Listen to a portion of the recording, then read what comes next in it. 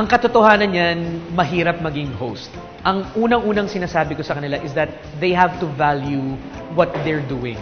As a host, hindi lahat ng tao merong skill na to. Not a lot of people can do kung ano man yung ginagawa ng mga host. There's a certain set or a certain skill set that a host has that not everybody has. And I can confidently say na ang pagiging host is something of value to a lot of different groups.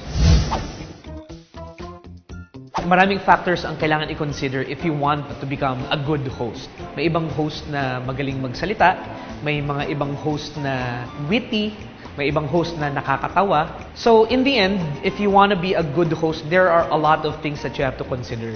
Number one is yung confidence.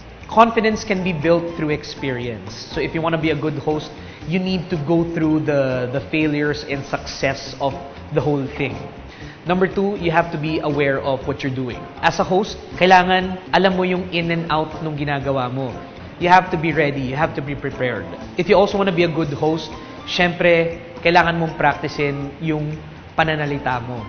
Hindi porke witty ka, hindi porket nakakatawa ka, ibig sabihin magaling ka ng host.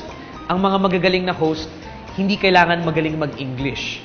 Hindi lahat ng host magaling sa English. As long as you carry out your duty, which is to be the forefront of an event, of a production, then you can be considered as a good and efficient host.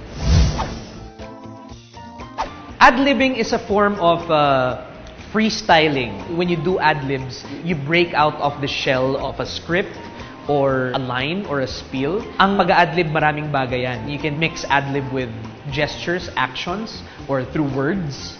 As long as you deviate properly dun sa flow nung kailangan ng director o ng production, that is proper ad-libbing. When I conduct my workshop, I emphasize on three things. I call it the 3 Ps. Preparation, practice, and performance. If you want to be a good host, if you want to become the best at what you do, and you want to do your best, number one, you have to prepare. Second is practice. Aside from preparation, you also have to practice. You have to practice your lines, you have to practice your movements, you have to practice how you want to enter. That's how you can know if a host is confident, if the person does his job confidently. And lastly, the third P is perform. If you want to perform properly, you have to be able to practice it. So kung paano ka nag-practice, ganun ka rin mag-perform. So 3 Ps, prepare, practice, and perform.